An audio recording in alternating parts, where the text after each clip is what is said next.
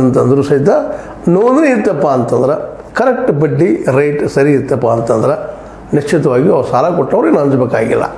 ಯಾಕಂದ್ರೆ ಪ್ರಾಧಿಕಾರ ಇರ್ತದೆ, ನೋಂದಣಿ ಇರ್ತದೆ, ಜೊತೆಗೆ ನೀವು ಬಡ್ಡಿ ಎಷ್ಟು ತೊಗೊಳ್ತೀರಿ ಅದ್ರ ರೆಕಾರ್ಡ್ಸ್ ತೊಗೊಂಡು ನೀವು ಅವ್ರ ಕಡೆಯಿಂದ ಯಾರ ಜೊತೆಗೆ ನೀವು ಸಾಲ ಕೊಡ್ತಿರ್ತೀರಿ ಅವ್ರ ಕಡೆಯಿಂದ ಏನಪ್ಪ ಅಂದ್ರೆ ಇನ್ನುಳಿದ ಆಸ್ತಿ ಗೀಸಿದಂತಿಲ್ಲ, ಕೊಲ್ಯಾಟ್ರಲ್ ಕೊಡಬೇಕು ಅಂತಿಲ್ಲ, ಅವ್ರ ಕಡೆಯಿಂದ ಬರೆಸ್ಕೊಂಡು ಈ ಕಾರಣಕ್ಕೆ ನಾವು ಕೊಟ್ಟಿವಪ್ಪ ಅಂತೇಳಿ ಮತ್ತು ಜೆನ್ಯೂನ್ ಕಾರಣಕ್ಕೆ ಸಾಲ ಕೊಟ್ಟಿದ್ದಿರಬೇಕು ಅದು ಅನ್ನುವಂಗೆ ಒಂದಿಷ್ಟು ರೆಸ್ಟ್ರಿಕ್ಷನ್ ಆಗ್ತಾ ಇದ್ದಾರೆ.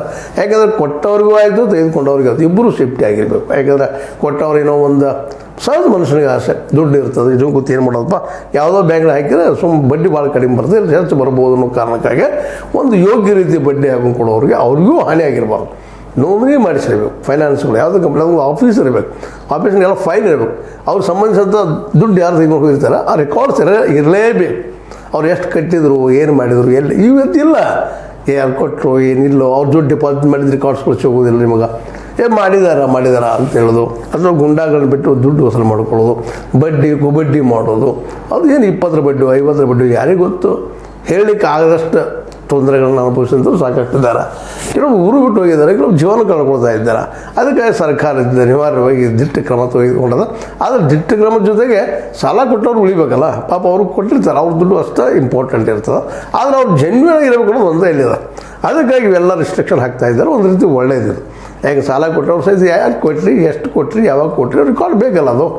ಮತ್ತು ಅದಕ್ಕೆ ಬಡ್ಡಿ ರೇಟನ್ನು ಹಚ್ಚಿದ್ರಿ, ಅದು ಕರೆಕ್ಟ್ ತುಂಬ್ತಾ ಇದ್ದಾರೋ ಇಲ್ಲೋ, ಅದು ತುಂಬಿದ್ರೆ ಎಷ್ಟು ತುಂಬಿದ್ದಾರೆ, ಎಷ್ಟು ಉಳಿದದ, ಅದಕ್ಕೆ ರಿಮೈನಿಂಗ್ ಅಮೌಂಟಿಗೆ ಬಡ್ಡಿ ಎಷ್ಟು, ಇವೆಲ್ಲನೂ ಕ್ಯಾಲ್ಕುಲೇಟ್ ಆಗಬೇಕಾಗ್ತದೆ.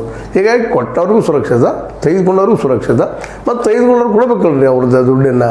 ಅದು ದುಡ್ಡು ಮುಳುಗಿಸುವಂಥದ್ದು ಆಗಬಾರ್ದು. ಯಾಕಪ್ಪ ಅಂತಂದರೆ ಕೊಟ್ಟವ್ರ ದುಡ್ಡು ಸಹಿತ ಅಷ್ಟೇ ಪ್ರಮುಖ ಆಗಿರ್ತದೆ. ಅವರು ತಮ್ಮ ದುಡ್ಡನ್ನು ಸ್ವಲ್ಪ ಭಾಗವನ್ನು ಕೊಡ್ತಿರ್ತಾರೆ, ಮಾಡಿಸಿರ್ತಾರೆ. ಅಂದ್ರೆ ಲೇವಾದೇವಿ ಬಂದಾಗೋದಿಲ್ಲ, ಆದರೆ ಕಾನೂನು ಚೌಕಟ್ಟಿನೊಳಗೆ ಮತ್ತು ಅದಕ್ಕೆ ದಾಖಲೆ ಮತ್ತು ಪ್ರಾಧಿಕಾರದಲ್ಲಿ ನೀವು ಅದನ್ನು ಏನಪ್ಪ ಅಂದ್ರೆ ಲೈಸೆನ್ಸ್ ತೆಗಿಸ್ಬೇಕು. ಇಲ್ಲಿವರು ಲೇವಾದೇವಿ ಮಾಡೋರು ಲೈಸೆನ್ಸ್ ತೆಗಿಸ್ತಾ ಇರಲಿಲ್ಲ. ಅಲ್ಲಿಂದ ಪೊಲೀಸ್ ಸ್ಟೇಷನ್ದಾಗ ಹಿಡ್ಕೊಳ್ಳೋದು ಮಾಡೋದು, ಅವ್ರ ಕಡೆ ಬೆಳೆಸ್ಕೊಳ್ಳೋದು, ರೊಕ್ಕ ವಸೂಲು ಮಾಡ್ಕೊಳ್ಳೋದು ಇಂಥ ಮಾಡ್ಕೊಡ್ತಾ ಇದ್ರು. ಅದಕ್ಕೆ ಪೊಲೀಸರು ಸಹಿತ ಸಹಕಾರ ಸಿಗ್ತಾಯಿತ್ತು, ಮಾಡ್ತಾಯಿತ್ತು. ಅಲ್ಲಿ ಏನು ನಡೀತಾ ಇದ್ವಿ ಅನ್ನೋದು ಸಹಿತ ನಾವು ಈಗ ಸಾಕಷ್ಟು ಸಲ ಮಾತಾಡಿದ್ವಿ, ಜೊತೆ ಅದು ನೋಡ್ತಾ ಇದ್ದೀವಿ. ಇದರಿಂದಾಗಿ ಸಾಲ ಕೊಟ್ಟು